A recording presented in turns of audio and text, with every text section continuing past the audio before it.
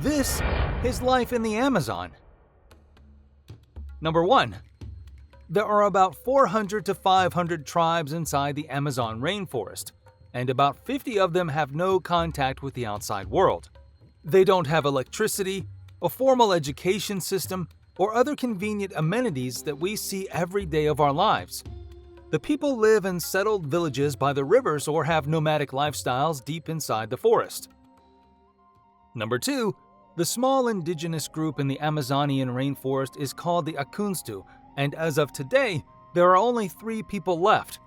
In just a few decades, we will lose a unique people, language, and culture. The Aunu Tribe lives in a small patch of forest in Rondônia State, West Brazil. Due to their almost extinct condition, the government has demarcated their location. The construction highway in the area known as BR-364 during the 1970s brought cattle ranchers, loggers, and colonists that destroyed the forest. Indigenous people in communal houses were forced to retreat to pockets of the forest. Most of the people were killed by loggers and ranchers. After witnessing the genocide and violence from gunmen employed by ranchers, the tribe is now very fearful and mistrustful of outsiders. Linguists are now working with the tribe to try to record and understand their language before the tribe is extinct. Hopefully, we will be able to hear their stories one day. Number 3. If the smallest tribe is the Akunstu, the largest isolated group in the Amazonian rainforest is called the Yanomami Tribe. With over 38,000 members still living within the dense rainforest of northern Brazil and southern Venezuela. Their first contact with the outside world was when the Brazilian government was marking their delimitation frontier with Venezuela. Now the Yanomami tribe is living in the largest forested indigenous territory in the world. Number 4. An interesting fact about the Yanomami tribe is that they're different from other tribes in the world. The Yanomami tribe has no chief who leads the community because they put heavy emphasis on equality.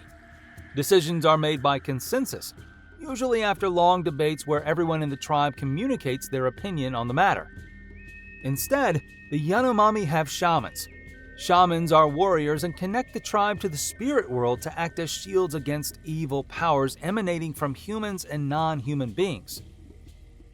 Number 5.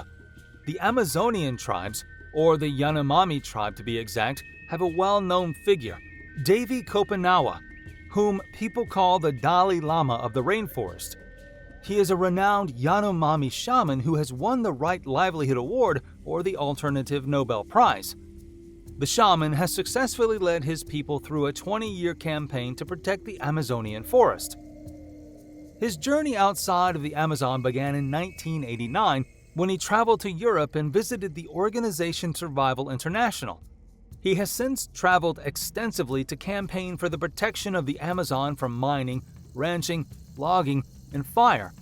He has also wrote a book, The Falling Sky, where he describes his people's struggle to survive epidemics and violence from outside forces. He remains one of the most important voices of the indigenous people of the Amazonian tribes who continue to fight for his causes. Number 6. A unique ceremony in the Hachimu tribe requires young boys to wear gloves filled with bullet ants, which are known as the insects with the most powerful sting. Older generations will collect thousands of bullet ants from the Amazon forest to make the gloves, then they sedate the ants and weave them into the leaf glove.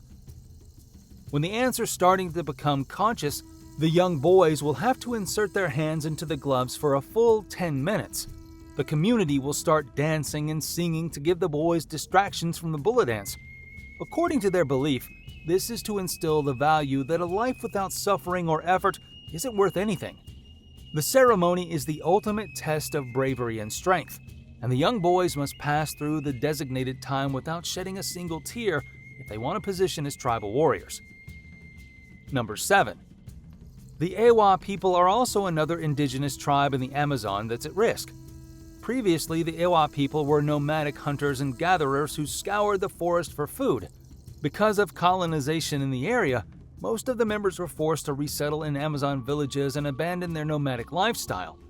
Only small numbers of the Awa tribe are living as nomads inside the diminishing Amazonian forest. Number 8. The Amazonian tribes have their version of the Olympics, which is an annual sporting event for indigenous tribes in the isolated regions of Colombia, Brazil, and Peru. Instead of the usual sporting events, the competition focuses on skills and disciplines for survival in the jungle. In the Amazonian event, 500 men and women will compete in tree felling, canoe racing, archery, and blowpipe shooting. Teams of 24 villages will fight over the chaz price of $1,000, but the purpose of the game is mainly to safeguard ancient traditions. It is said that the most dangerous event is the swimming competition, held in the Loritiaco River, where piranhas, anacondas, and crocodiles regularly lurk underneath the waters. Number 9. Sometimes tribal face is worn as a sign of aggression to scare away enemies, camouflage, or for religious reasons. The Kayapo are a tribe that's well known for their tribal body painting. The girls of the Kayapo tribe learn body painting from an early age, often using dolls as training. Their first body painting is when they're born, to prepare them for a bathing ceremony. These body paints are made using plants and charcoal, creating different hues of black and red. The painting technique will be different in each stage of life. Mother will paint their children with the same pattern until they're 7 years old. After the children undergo naming rituals, they will start to use new patterns.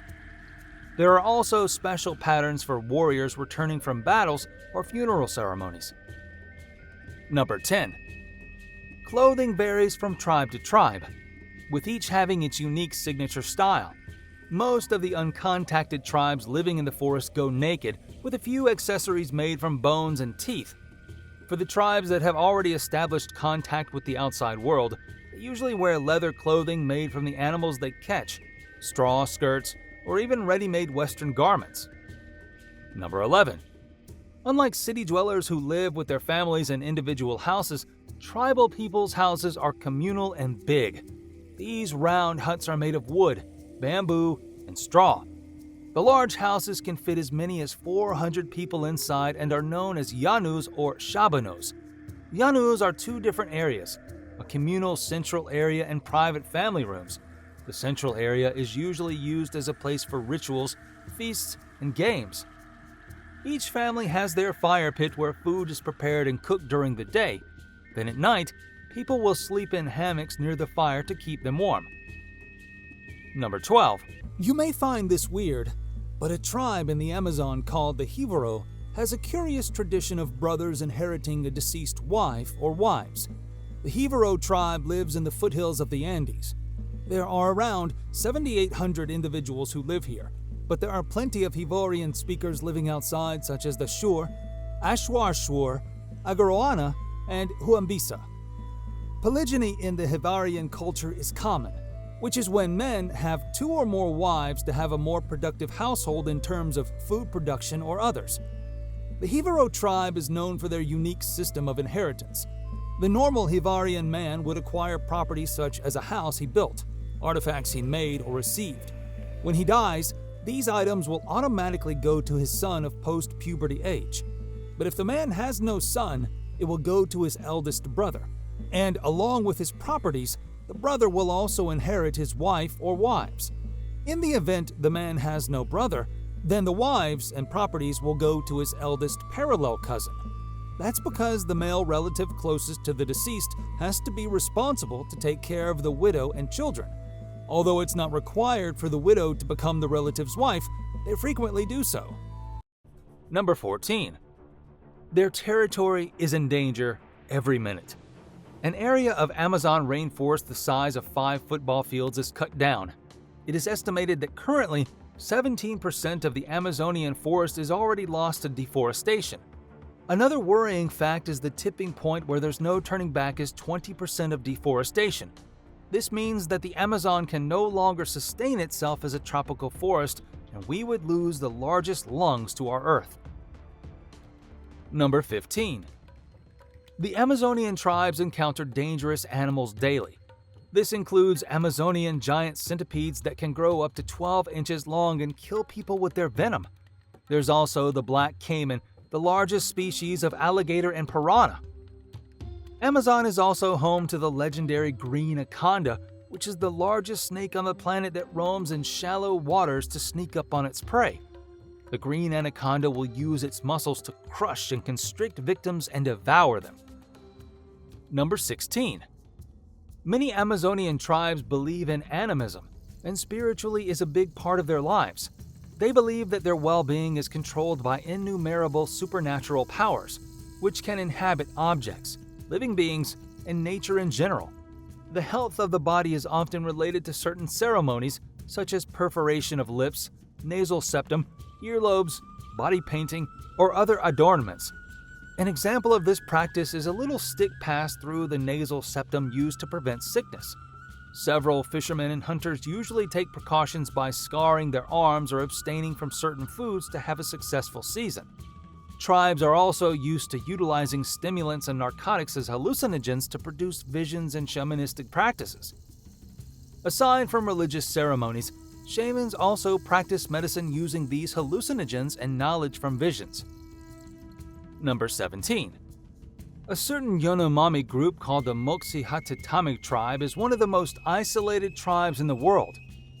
They resisted any efforts from the outside forces to interact, so their settlements were usually monitored using planes from above the thick rainforest. These people are protected by the Brazilian government to keep them from extinction. Luckily, the efforts seem to pay off. According to monitoring efforts, the Yanomami community is growing. Number 18. One dark history within the Amazon rainforest is the Hachimu Massacre. The massacre occurred in 1993 when gold miners came to Hachimu, a place where several Yanomami people lived. The 22 gold miners killed Yanomami women, children, old people, and babies with machetes and guns, leaving the others to flee into the rainforest. The total deaths were 16 people. 5 of the Hachimu massacre perpetrators were convicted of genocide, but only 1 miner remains in prison. After this incident, various commissions were set up to monitor and tackle illegal mining and protect the Yanomami land. Number 19. Not all Amazon tribes refuse modern technology. To protect their rainforest, the Ka'apor have organized a militia of forest guardians to use bows, arrows, swords, GPS trackers, and camera traps to track illegal logging. They intercept and burn logging trucks and tractors that come up into their territory. It's a risky effort, with 4 of the members already murdered and dozens have received death threats from logging companies. Although violent and dangerous, the Ka'apor said it is worth it. The militia is deemed an effective means of preserving the forest from illegal logging and deforestation. Number 20. Aside from farming and logging, Amazonian tribes are also under the threat of mining. Most of these miners are looking for gold deposits on land and in rivers. Usually they use a combination of hand panning, sluice boxes, heavy equipment, hydraulic machines, and dredging. These miners will clear forest areas and remove topsoil to form a mining pit. The pit will contain a remaining mixture of gold, soil, and water that they can separate using mercury. Number 21. Although the Amazon has lost lots of territory due to farming and agriculture, the largest impact was due to gold mining. The technique will deplete the land from soil nutrients, deteriorate water quality, and disturb the riverways. What's especially deadly is the rampant mercury contamination that can be toxic when seeped into the water and accumulate in the food system. According to Greenpeace Brazil, miners dumped over 7 million tons of tailings that contained the poisonous product in the Tapajós River. It was dumped at such a dangerous level that the river even changed color. Number 22. Illegal mining and colonization don't just bring devastation to the territory, they also bring diseases. The illegal miners have left pools of stagnant water where mosquitoes dwell. This brings malaria into the Yanomami community and compromises their health. Alarmingly, the Yanomami also have lower immunity levels due to limited contact with outsiders and no possession of Western medicine. Malaria is not the only issue. The miners and colonizers have also brought the flu, pneumonia, anemia, and diarrhea, which are all life-threatening to the Amazonian tribes. There were over 44,000 cases of malaria in the last 2 years, and the numbers are increasing. Number 23. Most tribes don't want to touch modern weapons such as guns and still use traditional weapons. One that is very typical to the Amazonians is the blowgun, which is a traditional method of hunting for many tribes. These blowguns can be as long as 4 meters, with an average length of 2 meters. The longer the blowgun, the more powerful the lung capacity of the hunter should be, and the dart can go as far as 50 meters. The blowguns are made using hollow branches and are surprisingly lightweight to carry during hunting seasons. Sometimes the darts will be smothered with poison made from curare, which can be a paralytic and is widely used by the Amazonian tribes. Number 24. It turns out that the Amazonian tribes may hold the cure for many diseases. Shamans often have knowledge accumulated throughout generations and pass down their knowledge to apprentices and family members. Some treatments by shamans are often more effective than modern medicine and can be potential cures for illnesses. Over 25% of drugs today use plants commonly found in the Amazon rainforest, such as drugs for malaria, glaucoma, and leukemia. These plants and the shaman's knowledge may lead to treatments for diseases that are not yet curable, such as cancer. Number 25.